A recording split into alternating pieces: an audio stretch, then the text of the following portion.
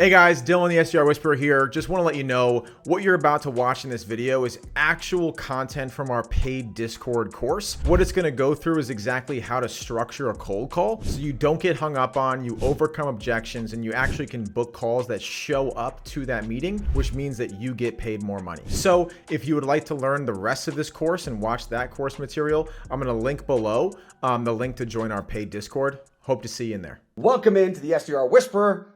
I'm redoing this video because I don't know what happened to the original one. So if you notice I don't look like this in the other videos, it's because I didn't back then. Most important thing I'm going to go over in this video is how to actually use this correctly, because this is not a course like an information-based course where you're just here to learn. This is a training. We are actually going to get you good at the skills you need to get good at to succeed fast and to get a job. And if you've already got a job, it's just going to improve your ability, okay? First thing you need to do, not just blast through these videos. You're going to want to wait, especially through and watch the call training overview. I'm going to say this like 100 times in this. You need to go through this, and once the skill is acquired and once you're at a certain level, then you move on. So focus on call training, especially first, especially if you're new, or if you're going to be doing a lot of calls, or if you're not an SDR yet and you're brand new to this world, start with the call training. You'll see there are assignments in each one. Follow the instructions. And then while you do that, dial in some of your habits. Dial in your morning routine, okay? If you're getting stuck or if your mindset's hurting, use some of these videos, okay? These are like ones you can pick and pull from depending on where you're at. The sales hypnosis, just so you guys know, and there's an intro to this whole section here. That's just a visualization. Hypnosis just means it's working with your subconscious mind. That's all it means, okay? The sales meditation, I highly recommend doing every day before you hit your calls or your role plays. Okay, that's right here. And there's a little intro video to that. Watch the intro video. We paid a very, very, very high level performance coach, the one that me and Dylan is our personal performance coach, to create the meditation and the hypnosis. It's extremely valuable. It costs almost as much by itself as what you paid for the course. Okay. And any of these mindset videos that are helpful to you in the time, just check out the cash flow hypnosis. That's another added bonus or whatever. But any of the other mindset videos, pull them out when you need them. But the idea is to go through slow and steady through these videos. Okay, slow and steady. And then once you've completed the assignments, you go to the how to land a job, or you hit us up and we might have placements for you. And we'll probably be hitting you up also because we're paying attention to where you're at. That's the most important thing. Don't blast through these videos super fast. Go through them succinctly and practice. You need to be practicing. Practice, freaking practice. And get somebody else from the course to role play with you. Jake, I've never done a role play before. I think I kind of know how to do it. No, you don't. Watch this video on how to practice. You practice the intro and the hook by yourself. It shows you right here how to practice an activity. Everything that happens after intro hook, you need to practice by yourself and with somebody. And this video is going to show you the best way to do it. Okay. That's it. That's everything.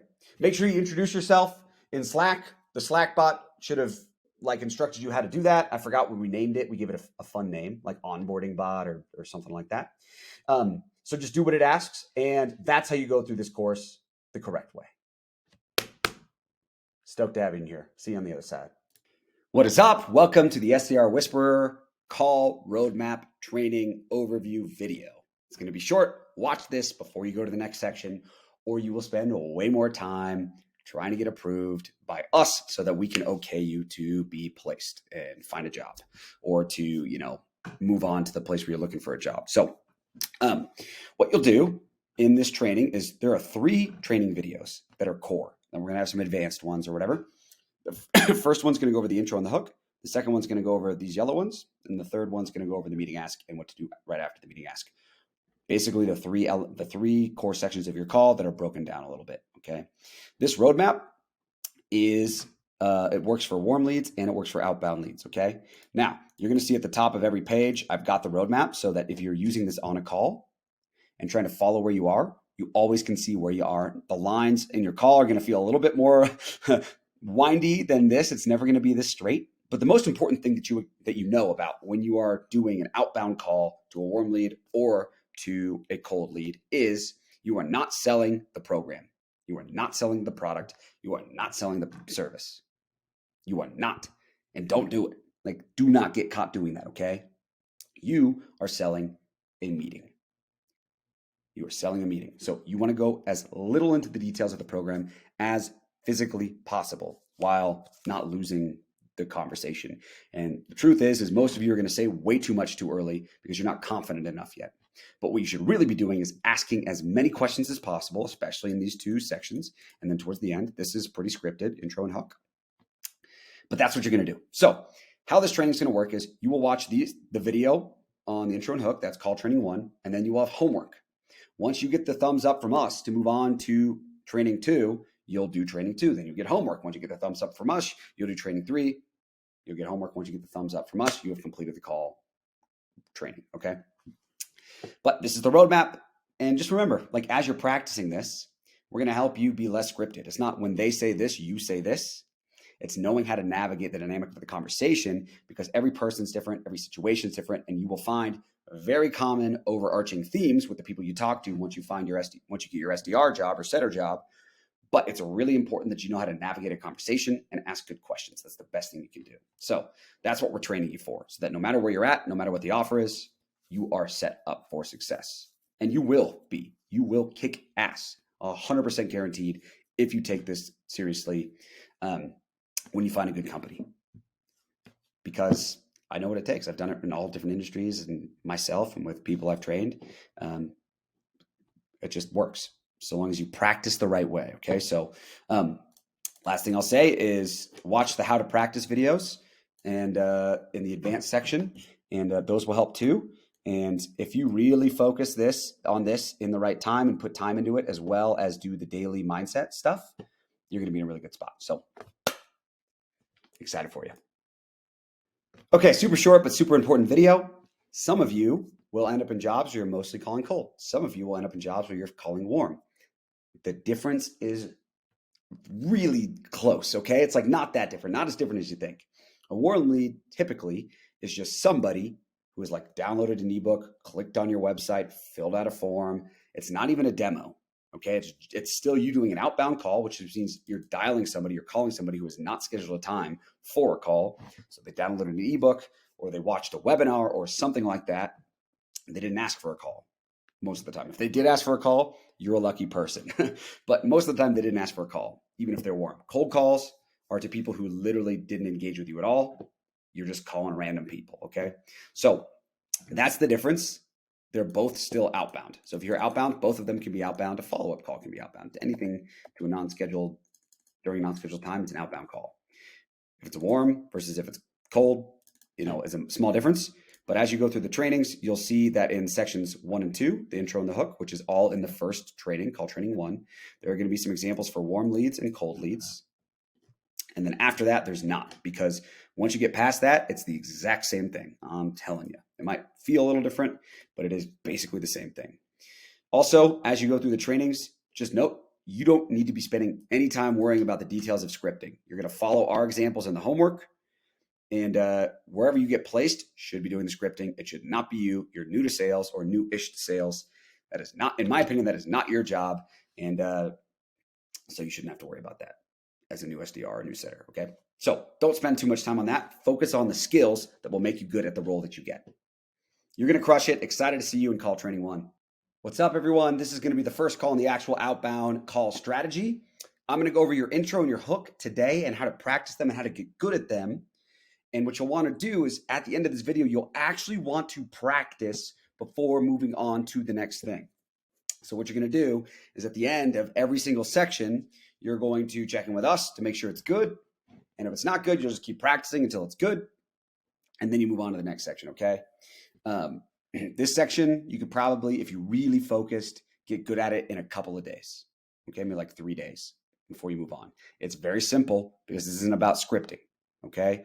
In fact, if you really commit to practicing this every day for 30 to 45 minutes and you want to move on to the next one and just kind of conceptually get it, that's okay. Just be committed to it. Now, there are 2 important parts to your outbound calls in the beginning that are going to look a little different based on if you're taking warm leads versus on if you're doing actual cold calls, okay? So for all intents and purposes of what most of you guys will be doing, I would say focus on the warm lead one just because it's more, well, actually, I would say focus on the cold call one because it's more difficult, and you'll be able to do the other one if you can do the cold call one, okay? So essentially, all outbound calls, whether they're warm leads or cold, have two important elements in the beginning, the intro and the hook. The intro is literally just the reason why you're calling, okay? The hook is your setup to try and initiate a conversation. So a hook always ends with a question so that you can get them talking. And it's got to be an open-ended question, okay?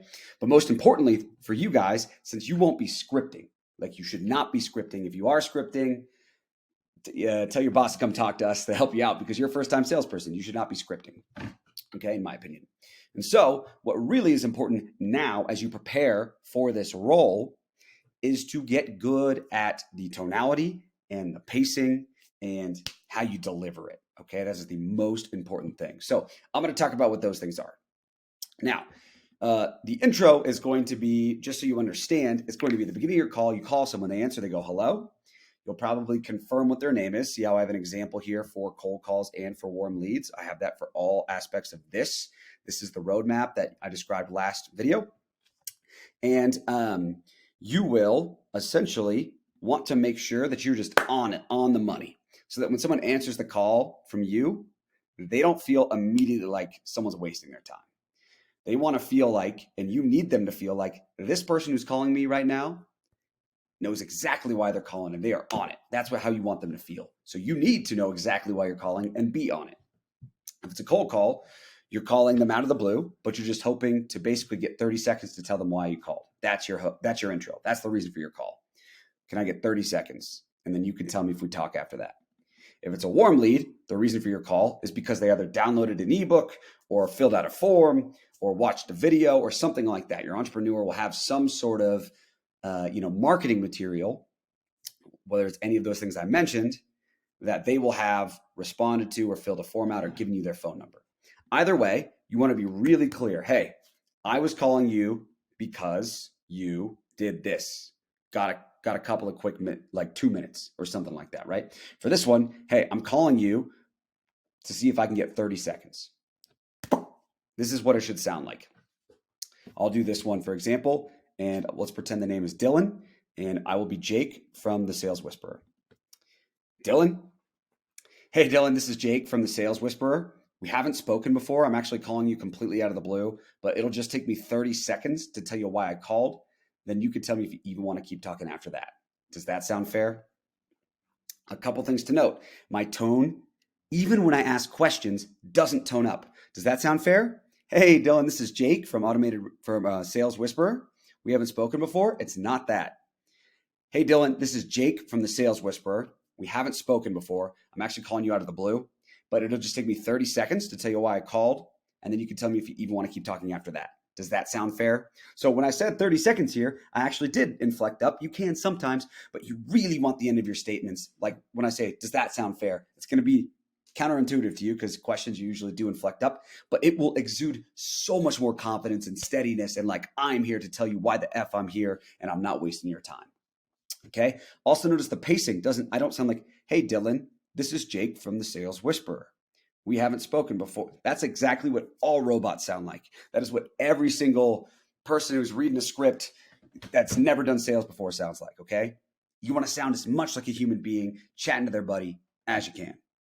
So go back, listen to that version I just did off the cuff.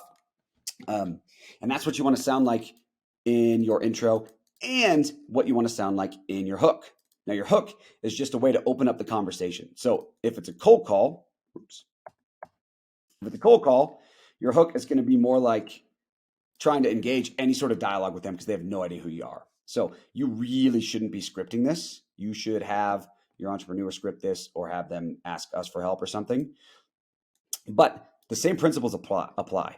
If it's a warm lead, your hook's going to be, hey, so cool. Just curious, by the way, before we kind of hop into things, what interests you in XYZ? They've already engaged with you, so you have a reason to talk to them. On cold, it's a little bit more difficult. Either way, the exact same things are important. You don't want to sound like a robot or someone reading a script. You want to match their tone. So now you've heard them say yes to you on the intro. Yeah, that's cool.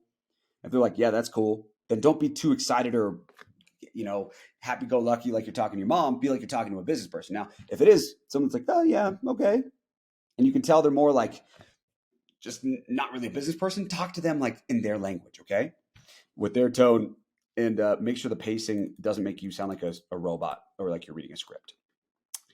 You need to practice these things. So in the description of the video here, there's going to be an example script.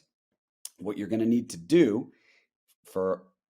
in order to move on to the next step and for us to say you're ready to go, which you're going to have to check all the boxes with us before we say you're ready to go, is you're going to need to go through that script and record it in Slack, record the intro. And then when the intro sounds good and we give you the thumbs up, record the hook. And once the hook sounds good and we give you the thumbs up, you'll need to do them all together. And then once that's good, you can move on to the next section, okay? If we say it's not good, you're just going to have to practice what we say to practice, and trust us, it's worth it, or you'll be doing this your whole life. But I, just off the cuff there, can do it because I would do this for years, and I've done it a million times because I've spent the time practicing. So that's what you'll do, and then you can move on to the next section. Okay, so after you have completed this section, you can move on to the next two in the yellow here. And this is the most difficult part of the call, okay? These are the two sections where you're going to need to ask good questions. And you're going to be thinking to yourself during this part of the call, oh my gosh, what do I say?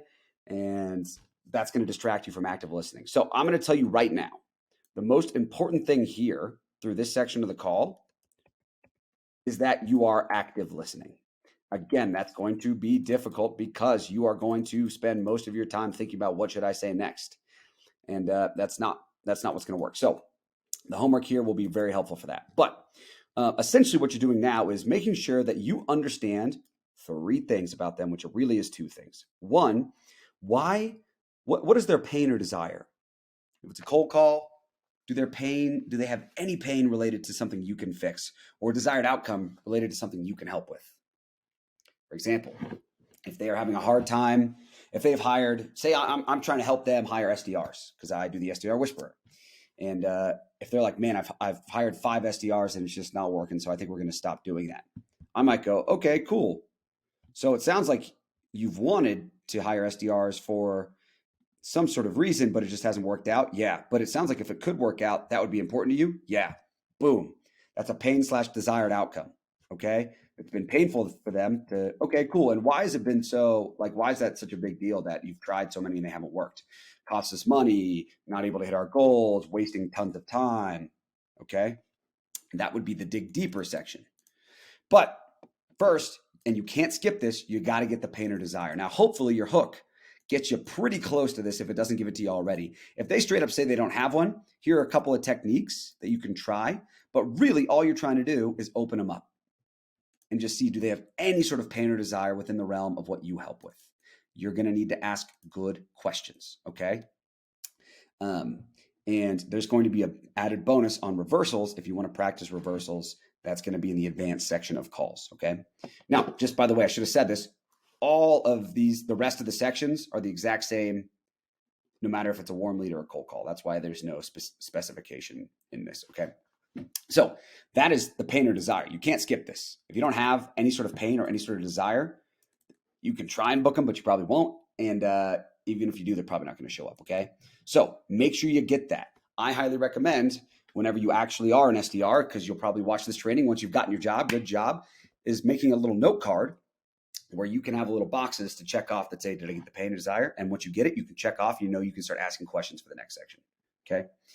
And then the next section is just digging deeper. It's just digging. But what are we digging for? If you don't know what you're digging for, it's going to be really awkward to dig. You're really digging for two things. Oops, not pain. The impact of the pain or the impact of not having the desired outcome. So why does it matter to them? How's it affecting them?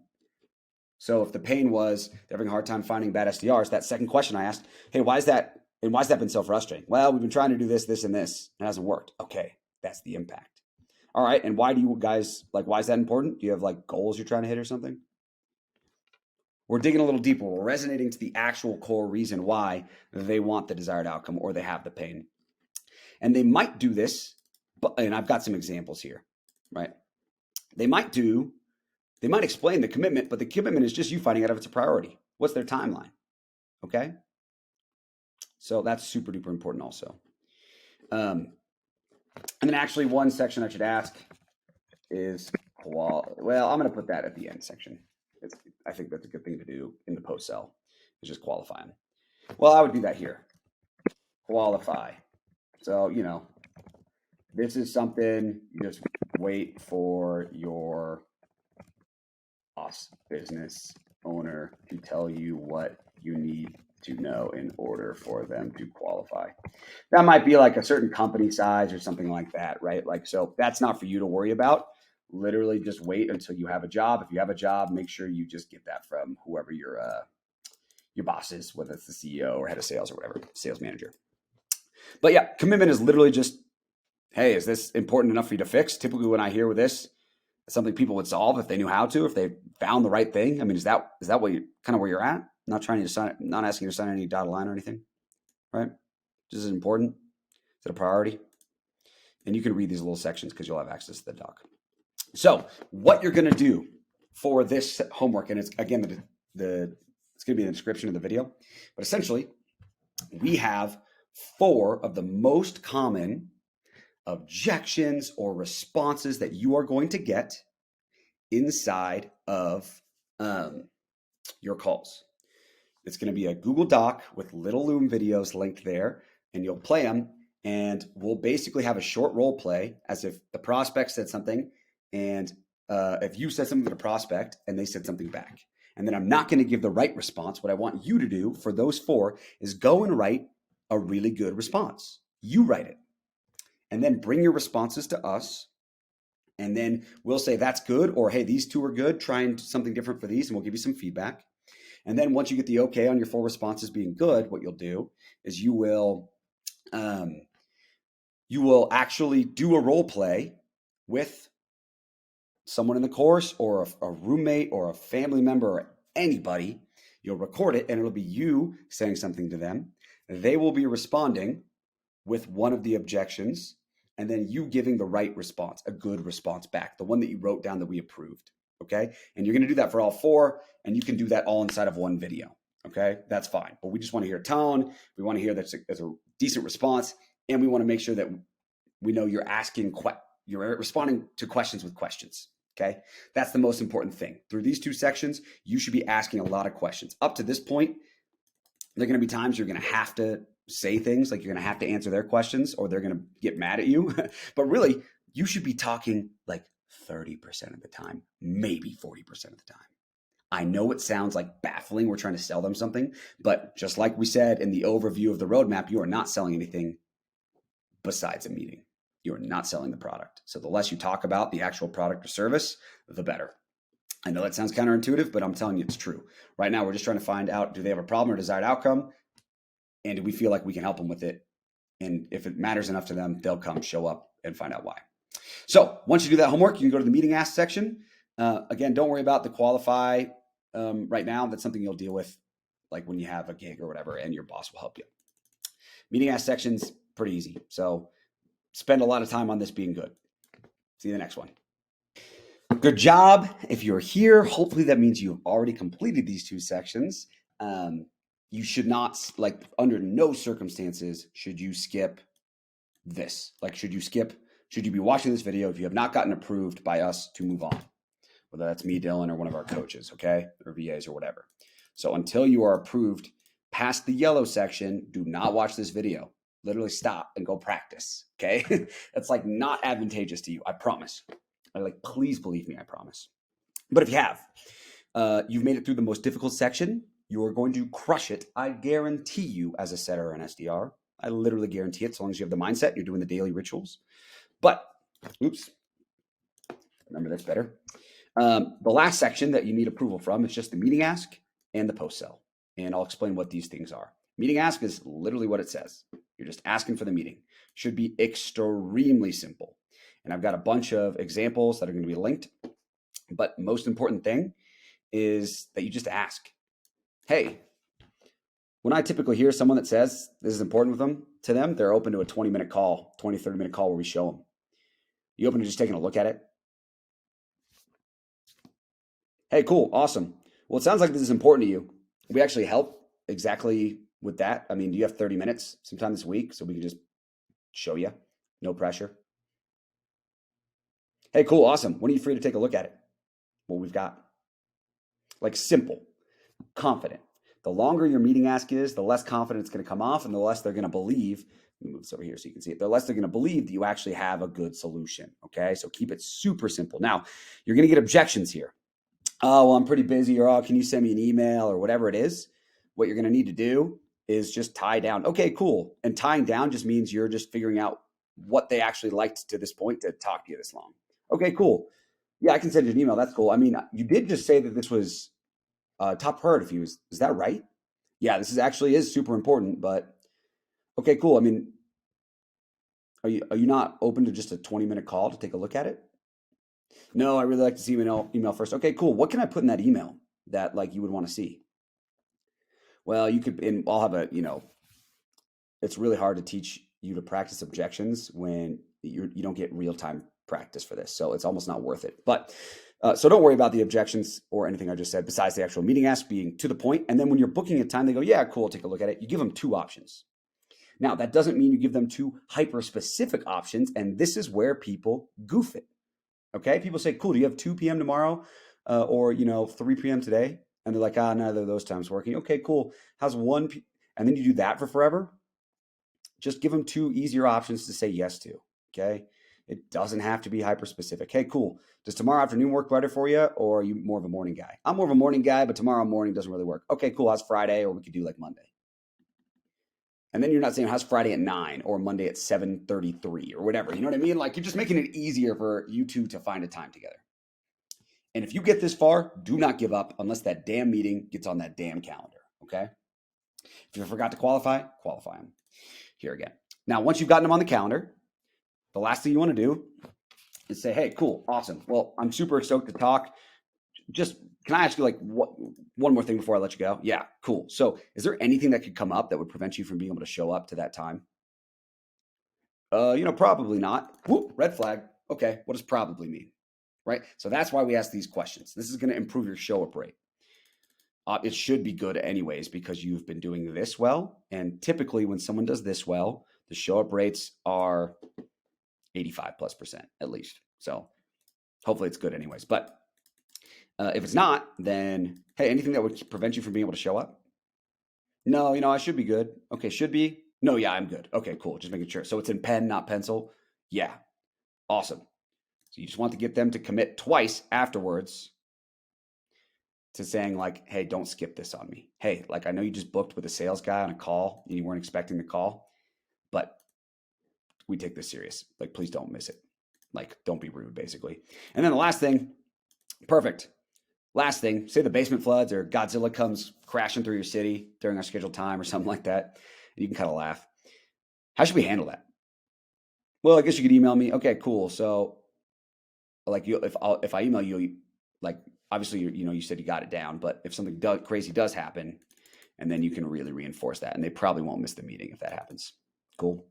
So your homework for this section, go to the description again under the part that says homework, follow the instructions, but you're really just going to do a voice note with your meeting ask and then a voice note with your post sell. And doesn't need to be role play. You don't need to hear them give you a kind of or a maybe. Okay. All you need to do is get good at, now that's something to practice with your friends in the course or whoever you're working with.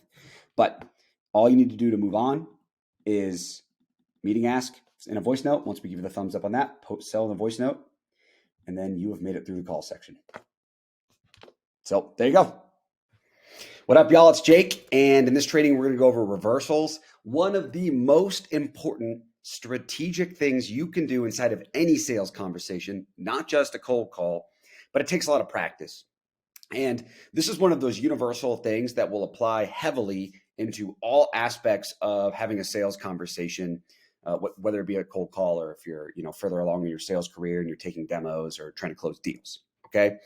Now, I'll explain what a reversal is in a second, but contextually, you can and should be doing this mostly at the beginning of a conversation, especially like the beginning of your cold call, the beginning of your discovery. And why this is so powerful is because, as you'll start to notice, as you have more sales conversations, people, especially when you are talking to them for the first or second time, are going to be very defensive. They are going to hold close to the vest most of the time because they know you're going to try and persuade them. And people don't like being persuaded, just in general. They don't, for the most part. The only people I've found really that like being persuaded are salespeople. And they're not necessarily easy to persuade, but they're open to it, right? At least I am. I love being pitched and persuaded and my mind changed, as hard as it is, right? But that's really rare to find. So because of that, when you start to talk to people in a discovery call or a cold call or whatever, they're not going to give you a lot of information all the time right off the jump. Some people will literally be like, yeah, can you solve this problem? But a lot of people are going to be on defense mode because they know you're trying to get something out of them, okay? So what they're going to do is they're going to give you really short statements, or they're going to ask you questions and take control of the call from you, okay? And so you have two options when, let's say, right off the 30-second commercial or the intro, whatever you're doing for your intro, someone goes, hey, sounds like you guys are kind of like XYZ company. Are you guys like them? Immediately they're shaking you off, right? Like, oh, shoot, I'm trying to get pain and impact, and they're taking me off course. What do I do? Not only that, you don't know why they're asking. So you don't know how to answer the question well to make it relevant to them and position you in the way that shows them how maybe you are different or maybe you can help their problem. They're speaking from a place of defensiveness, right? Or they're asking from a place of defensiveness, or they're taking control from a place of defensiveness. So you have two options when someone makes a really general statement or asks a question right off the jump that you don't know how to answer, because it's like hitting the target with your eyes closed, right? Like, it's somewhere over there, but you probably are going to miss. So take the blindfold off. And the way to do that is not to guess why they're asking the question they're asking, or to guess what the statement they're saying means. And I'll say this right before we get into it. Obviously, it's to ask, and that's what a reversal is. But the reason why this is so important, and where most people fall short of this, is they feel like they need to understand the prospect and come off as an expert by knowing exactly what they're saying every time they say it. Not only is that impossible to do, it's actually counterintuitive. And, it's actually counterproductive. Because what's going to happen is, obviously, you're going to just blanket statement guess what they're going through, and maybe you're right. But if you don't ask them, they will not feel understood, even if you hit it right on the dot, right? So it's better to first ask them so they can be heard and understood and listened to, and they know that when you insert whatever they need to hear, whatever solution they need, whatever creative problem-solving mechanism you're using, that because you've talked to dozens or maybe even hundreds of other people just like them, they don't feel generalized. They feel really listened to and really heard. So the answer to that is asking with reversals. All a reversal is returning a question with a question. Hey, are you guys like blah, blah, blah? Well, kind of, not really. We're, kind of like maybe the closest thing, but we're not really like them. Why do you ask? So notice I answered their question. What most reps do in that situation, and tons of reps that I've managed, they'll go, oh yeah, we're kind of like them, and here's how we're different. And the thing about us that's different, next thing you know, you're pitching the product. You do not want to be pitching the product. Resist the temptation to pitch for as long as you can, right? Really till the end of the call if you can help it. Because you need context around how to explain this. So you don't need to give up any more than what they asked for. Hey, are you guys like these guys? Not really. Some similarities, but not really. Why do you ask? Another option for that would be, kind of not really. Have you guys used them before? Not only now are you taking control of the conversation back, but you're getting better information. So you actually can answer their question better. Because if you answer their question poorly, what's going to happen is they're going to put you inside of a box. That box might not be right. Okay? That box might have some connotations with it. And what you're trying to do is you're trying to give them the clearest perspective and view of who you are. And so you have to, again, all of sales is about getting as much honesty from your prospect as you can, and then showing them through an honest but specific and strategic lens how you can help. That's all sales is. That's what persuasion is. That's what influence is. And so,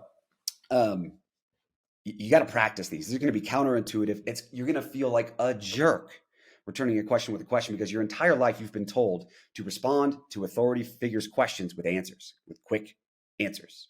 Answer for yourself, right? Now, in this, you are doing something opposite. And what I like to do is give a quick little answer, little short guy, real as short as possible, and then hit him with a question. Again, that's going to help you. And we've got a couple examples in here, right? Hey, can you guys guarantee a 30-day sign to launch time? Hey, that's obviously super important. Like how quick we get you out the door. Just curious, why specifically do you ask that question? Hey, happy to answer it. That kind of depends on a few things. I like to always make the answer a little bit complex or case by case. Great question. That's a little case by case. Why specifically do you guys ask that? Or why is that specifically important to you? Or that's great. Absolutely. Kind of depends on a few things. Have you guys had a bad experience before, or why do you ask? Like I try to just get a little bit more information out of them so I can contextualize their question. Hey, just tell me how much it cost. Cool. Yeah. Happy to tell you that's not like a hidden thing or anything. It's not one size fits all, if that makes sense. So I'll have to learn a little bit more first. Just curious though, why do you ask that right off the jump? Is budget or cash flow super tight? Like, is there a lot of constraint there? And now I'm like requalifying them, right? So this is super important. Super important. It takes a ton of practice. Again, it's important because you're taking the blindfold off so you can hit the target. 1, 2, you're taking control back of the conversation.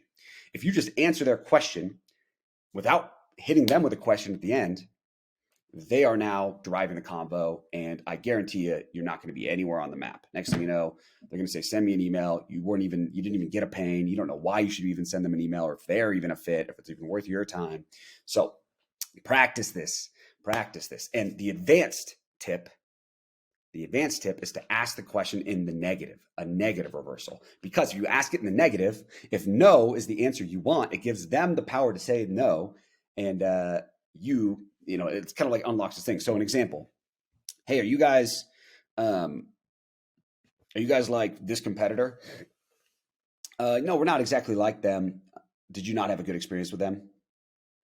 And then they can say no to disagree with you, right? No, we did have a good experience with them or whatever. We looked at them, but it's just that, hey, can you guys guarantee this? Hey, that's a good question. It's a little bit case by case. Have you guys not had that before? Stuff like that, right? So if you can hit it with the negative so that they get to say no to you instead of them getting to say yes to you, that's a little psychological thing that'll unlock it. I like to do that, especially if they think everything's good, like they don't need anything. Oh, okay, cool. So it sounds like if this can improve, that wouldn't even help you guys. Rather than if this would improve, would that be helpful? Because they kind of know that's a leading thing. But instead you're going, okay, cool. So if someone was able to actually improve X, Y, Z, you're saying that wouldn't even be helpful to you guys. It's a negative reversal. Okay, those are reversals. Practice them. And what we'll probably do is in the assets, create a list of examples to the most common ones y'all are getting. We'll see you with more advanced cold call and sales tips and future videos with Poppin' Shirts. What's up, y'all? Today we're going to talk about active listening and how this one skill can make your cold calls infinitely easier. Okay? Infinitely easier. And it's something you can practice in your daily life. It might improve your relationship with your partner. It might improve your friendships. It might just make you more likable. It might make people think you're smarter than you are, more smarter. Not the smartest thing to say, but super duper important for cold calls and all sales calls. Okay. And the reason why is because no one likes to be assumed about or misunderstood. And if anyone feels like you're trying to jam your square peg in their round hole, they're out. You know how people talk about sales being about trust? This is how you get them to trust you, by listening to them and then responding to and solving the specific thing they said. If you go off by a degree and people feel like, oh, they didn't listen, then you're going to lose trust with the person and they're not going to actually believe anything you say.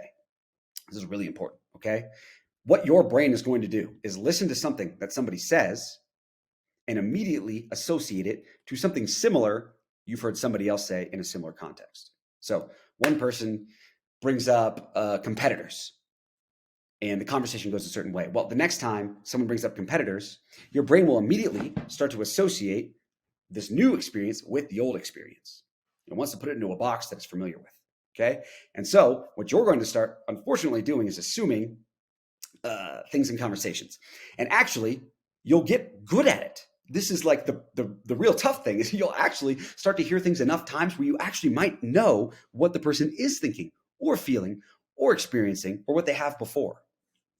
And a lot of salespeople think it's good, and in some cases it is, but a lot of salespeople will default to expressing what the person is going through without letting them explain it. First, because they think it makes them sound more like an expert or more like they know the problem the other person is saying before they even say it. And there are times and places for that. A cold call is hardly one of them, especially if you've already given your intro where you've tried to do that, your 30-second commercial or whatever method you're using. So you got to remember, you don't know everything and you have not experienced all scenarios. Like, duh. You don't have to be the expert on everything to be effective. You don't got to use the slang, the lingo, the inside language. Like, it's good in some cases. And the more you know their language, the more you can speak their language, the better, for sure. Okay. I'm the kind of salesperson who loves to know everyone in the space, all the verbiage, the ins and outs of who's buying who, what's going on. I love that stuff. I eat it up. But a lot of the time it's better to understand what the person specifically means, even when you kind of know what they're saying before they say it. And the reason why is because they will feel way more understood if you allow them to express it first. And then you go, oh yeah, so it sounds like you guys are dealing with this, this, and this. And it's exactly what they've just told you. And now you're regurgitating it to them, maybe in a way that shows insight knowledge, but also is related to what they've actually shared with you. Okay. That's when you demonstrate your product industry knowledge and expertise. You do the consultative sale. Oops, sorry about that notification noise. So how do we do this? How do we achieve all of this? How do we get better at active listening? You have to go into every sales call, every conversation with an active mind of curiosity. Okay? You really have to. This isn't about tricking anybody into anything. This isn't about convincing them necessarily. There's probably some persuasion. But if you go in curious with the question of, can we actually help this person? Like, is this actually something that aligns with what this person is trying to do? Then the first thing you need to do is understand where that person's at, what they're trying to do, what their issues are. Okay? So go in really curious with the desire to seek to understand. Okay? So when they share something, ask yourself, what about that haven't I heard before? What sounds new? What about that doesn't add up or make sense? How is this different than what I already know? Is this similar to something I've heard before? Let's check. Let's not assume. Let's check. Hey, this kind of sounds like this. Is it like that or is it something different? Hey, that kind of reminds me of a couple of things I've heard before where this is the situation. Is that the case with you or is it a little different than that? Just want to make sure I'm hearing you correctly. People will feel so heard if you do that. But what it takes to do that is listening to what they are saying, which means when you respond, you might have to take a pause. You might have to take a breath. It might not be instantaneous. That is nerve-wracking to do, especially on a cold call. I like to take notes. So like if while they're talking, I'm listening and I'm thinking, what's something that I can be curious about? What's something I can ask about inside of what they're saying? And then I'll write that word down and then I'll keep listening. So it might be, yeah, we've tried training our SDRs before, but nothing really works. We think we're pretty much at our capacity for what we can get them to achieve. Now, what did I write down in that scenario? They've tried something before. They think they're at capacity. Okay, cool. Curious, what have you guys tried before? Maybe I would first acknowledge what they said. Okay, yeah, I honestly hear that a lot. It's a tough market out there. Can I just ask what you guys have tried before? And then, we tried this. Okay, cool. And then I've got questions about that. I can go down. Or if they didn't say that and they just said, we don't really think anything is going to work. We think we're at capacity. Okay, cool. Are the numbers you're hitting, is that all you want? Or if there was a way you could get more out of it, would you want to get more out of it? What makes you think that there's nothing more? Like, there's tons of questions I can ask. But before I go, oh yeah, that sounds like a lot of people I talk to, but they have never tried this, this, or this. I'm just jamming the solution down their throat rather than letting them regurgitate to me, right? So that's important. And then ask for clarification questions. That's basically what you heard me do. What could they have meant? I think I understand what you mean, but can you clarify, like, what does this mean? If something doesn't make sense, hey, I heard you say this, this, and this. I've never heard that before. Those numbers kind of don't add up to me. Maybe I'm missing something. You can always put the blame on yourself. That's cool. But ask for clarification. What could they have meant? I interpreted it one way, but could they have meant something else? If so, let's find out. Okay. And then lastly, mirroring back what they said to them. And don't do this. Like most people do this and they'll mirror back like sentences. But like in the example I gave, okay, it sounds like you guys have tried everything and nothing worked. Is that what I'm hearing? Well, no, and then both scenarios are great. They either say you didn't hear them right, and then you get actually what they're saying, or they say you heard them perfectly, and then you go, cool, and you can ask more questions, right? The best way to practice this is in role plays, but also in your daily life with your friends, when you're mingling. If there's ever a conversation you're approaching, you go, this is going to be boring AF. Like, I don't want to talk to this person. Practice this. See if you can make the conversation interesting. See if you can ask enough questions to where you learn something, to where you understand something new. It's almost like a game, okay? Ask the questions that you wish you had the balls to ask on a cold call, but you don't. And try and be shorter. Try and be more brief. Try and be more creative. Practice this in your daily life, okay? You just might screw around and improve your relationship with your partner, which I've heard countless times. You might screw around and all the things that I said in the beginning of the call. People are going to like you more, okay? But you really have to be listening to what they're saying. You can't think about what you're going to ask next until after they've finished speaking, because you really got to be curious. Now, if that starts to come up naturally, like, oh, that was interesting. I wonder what they mean by that. Write it down, okay? Log it. But do your best to listen to exactly to everything they say, contextualize it, rather than go, how do I jam this down my agenda? Or how is this going to fit into my script? Or how do I direct this the way I want to go? Those aren't bad thoughts to have, but those should not be the first thoughts you have, and those should not be the thoughts you have while they are talking. Because if you're listening to your own thoughts, you are not listening to them. And you really want to be listening to them. Trust me, okay? So those are some things on active listening. Super important. And just practice it. Practice it all the time. And when you're practicing, just seek to understand the other person. Then see if you can ask them a question of clarification or of curiosity based on what you heard. See how good you can get at that. See how unscripted you can get at that in your daily life. And, throw in some mirroring, okay? Practice it as much as you can. I promise you it's going to help with everything in your life. It's a very, very, very useful skill. So see you in the next. What's up? This video is stupid important, even though it's going to seem really elementary to some people.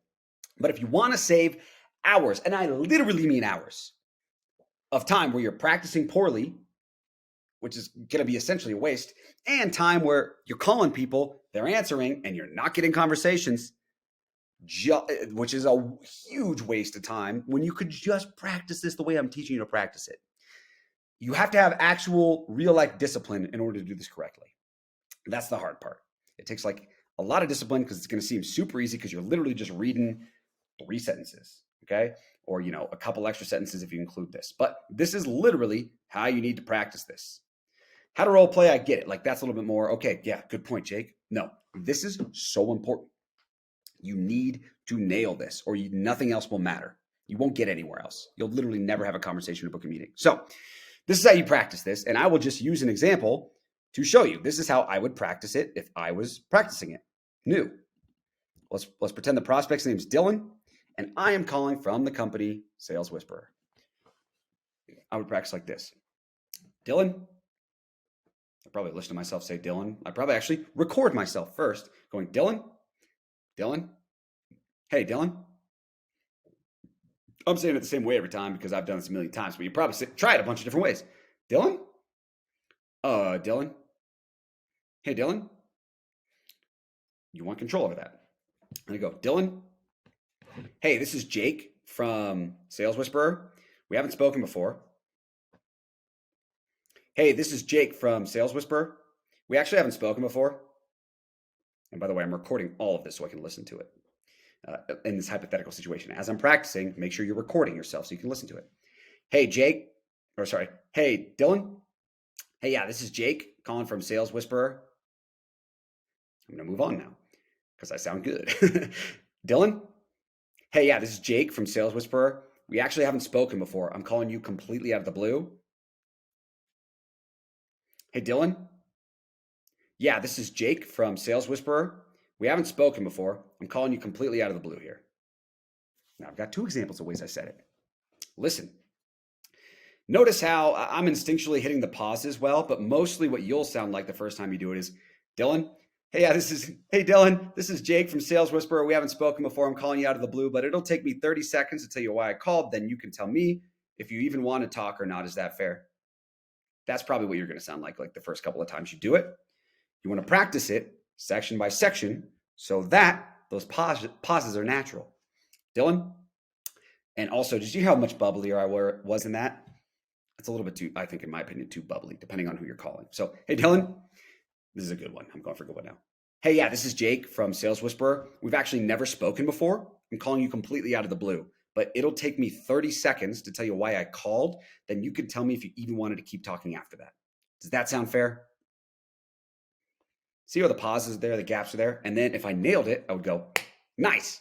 Record that, listen to that on repeat, like go on walks and just listen to that going on loop on repeat. Okay. I would want it to sound like that, like 10 times in a row. And if I messed up or hit a bump, I would literally start the 10 times in a row over. You want that to be second nature. You would want to be able to be asleep at 2 a.m., someone to slap you in the face and yell intro. And you go, hey, Dylan, yeah, this is Jake from Sales Whisperer. I know I'm calling you out of the blue. We've never spoken before, but it'll just take me 30 seconds to tell you why I called. Then you could tell me if you even wanted to keep talking after that. Does that sound fair? You want that instinctual, literally instinctual like that. I would practice that. So I got that 10 times in a row, 3 days in a row. That's what I would do.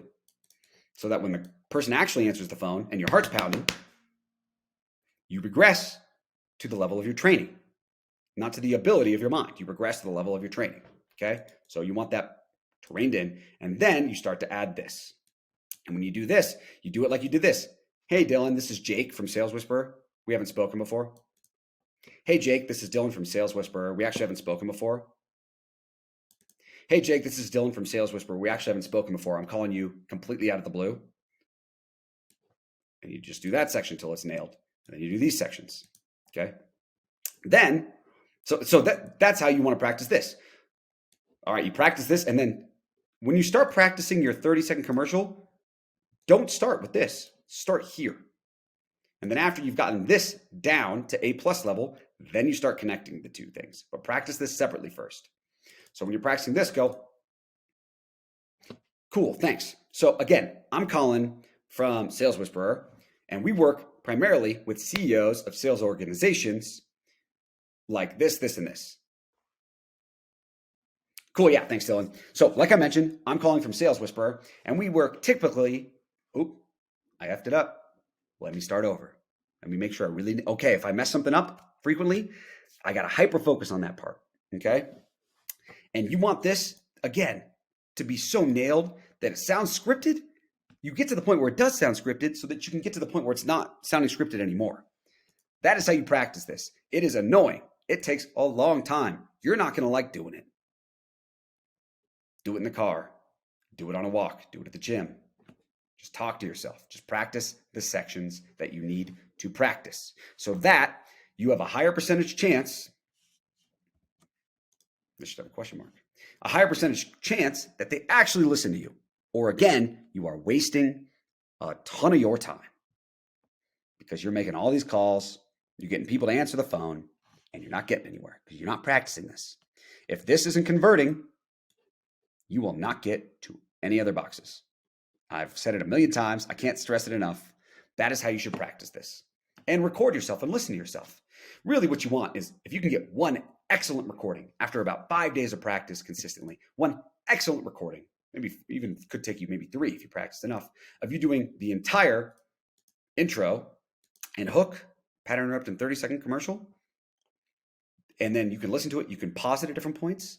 And you can move it around so you can just focus on the section of the call that you need to focus on. Listen to that section over and over again. You know, that's a great way to do it. This is how you practice this.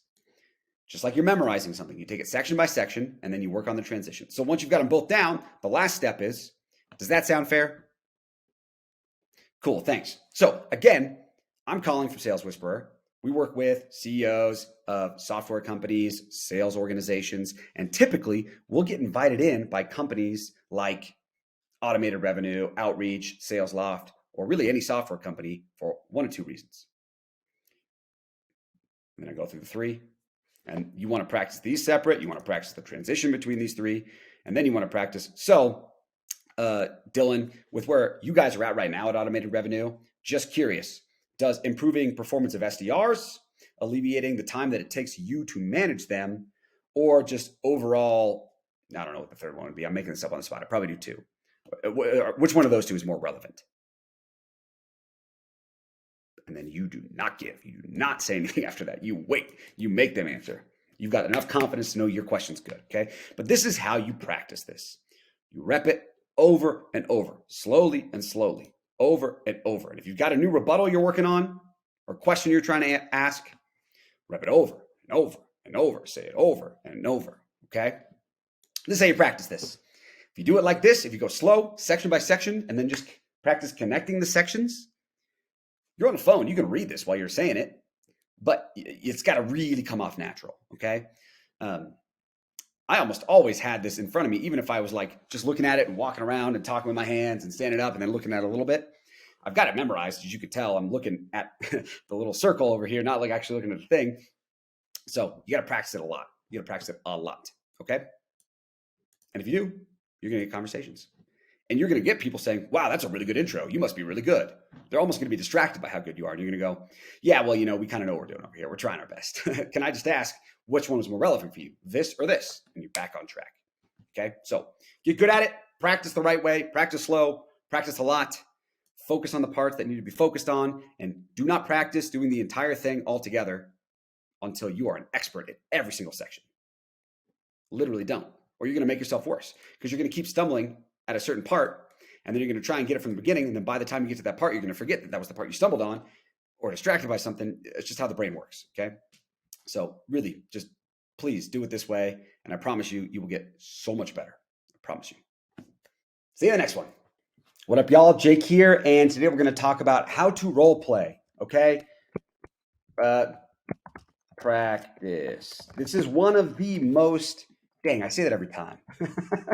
As far as practicing goes, this is going to be a really important video, okay? Because you might think you know how to role play, and we talk about how much practice and actually training the things we're coaching you on, just like any athlete or any musician or any artist, practice a specific stroke or a specific technique or a specific part of a song or whatever over and over and over and over and over again.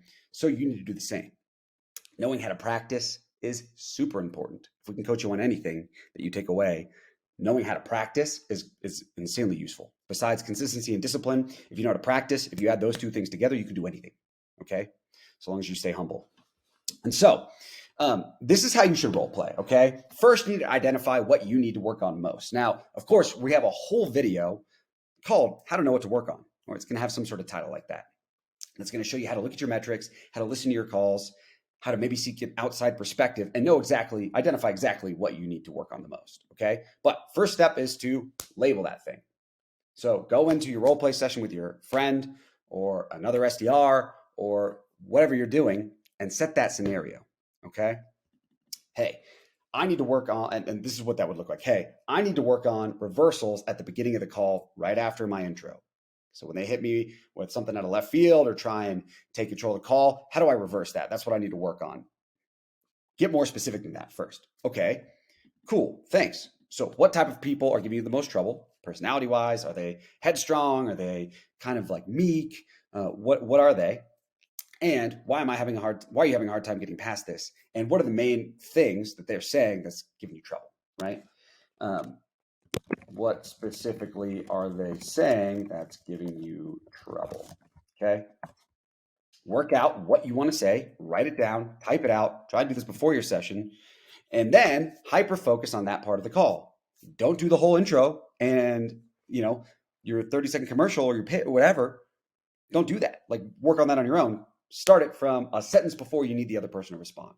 Hey, so for example, if you want to work on that specific part of the call that I was talking about, where they're giving you a tough objection right in the beginning, and you want to work on reversals, say to your partner, hey, I'm going to start right before that. Give me a reversal, or give me this type of question. Give me a money objection question right up front, or give me a we don't need this objection right up front, whatever. And then go, cool. So do any of those resonate with you, Dylan? And Dylan will go, well, and he'll give you the objection, and then you respond to it. And then maybe you go one question past that if you knocked that question out of the park, and then you stop and you do it again. Again, just like anyone who coaches anything has ever taught, you rep that specific part over and over and over again. Okay? You don't start from the beginning, go to the end, and say, how did we do in that one section? Well, I kind of remember, and I didn't do so well. Okay, let's start it all over again. That's too much information going through your brain. That's too many things for you to think about, for you to actually be able to focus hard enough on getting good at the one thing that you need to get better at, the one thing that's going to move the needle the most, the one thing that you have already identified needs to get worked on. Okay? If you're a musician, you've practiced, you've gone through a song, and you had a trouble spot. You didn't just play the whole song through a bunch of times to get good at the treble spot. You focused on that part of the song. You went slow, one note at a time, until you could get it with a little bit of rhythm. Same, we can use any analogy we want. This is how it works, okay? So once you start to knock this out of the park, that one specific scenario that you need to work on, add 2 to 3 just so you have to be on your toes, okay? So maybe you need to work on reversals, and there's one that's specifically tripping you up a ton, and you start to feel like you're getting good at that. Have them now give you 2 or 3 different responses at the same part of the call so that your brain has to be active, right? And that's going to sharpen you a little bit, because probably what you need to mostly practice is responsiveness and active listening. All right, that's going to be super important. It's practicing responsiveness and active listening. All right, if you're not active listening, and you're just scripted or whatever, it's just not going to work. So this is how you practice role play at any part of the call, okay? At any part of the call. If it's the end in the meeting ask, if it's anything beyond, do any of those resonate with you? Because you should be practicing the intro on your own. And there's a whole separate training video on how to practice your intro, your 30-second commercial, your initial whatever, before you get the conversation going. Anything after that, this is how you practice it. You hyper-focus on that part of the call. And once you feel like you're doing good, allow yourself to go maybe 1 or 2 questions beyond that, but don't get too far from that, just so you can kind of naturally practice the transition out of it, the same way you want to practice just the transition into it. So you're really focusing on that part of the call, maybe the transition into it, and the transition out of it. That's it. Okay? That's how you practice. That's how you role play. I promise you, if you practice like this, you will get better insanely faster than if you try and take it in bigger chunks. This is how you get good at anything, as I've repeatedly try to pound it into your head, because my biggest fear is that you won't listen to this, that you won't follow this structure of practice. And in all my days of teaching anything and tutoring anything and training on anything that I've ever taught, tutored, or trained on, didn't matter where the person started, and I'm talking people who really I tutored someone in advanced music theory one time that really didn't even have a grasp of basic music theory. They got an A on their final. I really did not. I almost didn't even believe that could happen, but they did. You know why? We went back to basics. We repped it, and things started clicking. That's how it works. So all the best in your practice and your role plays, and we'll see you in the next one.